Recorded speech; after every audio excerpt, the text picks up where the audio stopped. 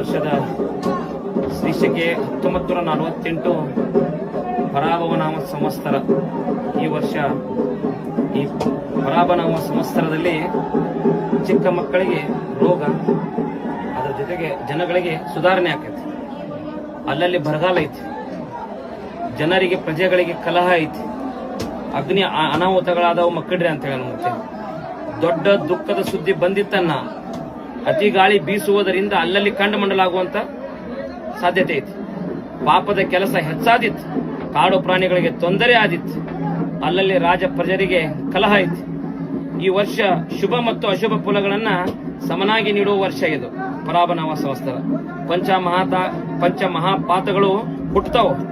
ಉತ್ತರದಲ್ಲಿ ಅಧಿಕ ಮಳೆ ಆಗಿ ಕೆಲವು ಕಡೆ ಅತಿವೃಷ್ಟಿ ಆಗುವ ಸಾಧ್ಯತೆ ಇದೆ, ಹಾಗೂ ವಿಶ್ವದ ಕೆಲವು ಕಡೆ ಭೂಕುಸಿತ ಆಗುವ ಸಾಧ್ಯತೆ ಇದೆ.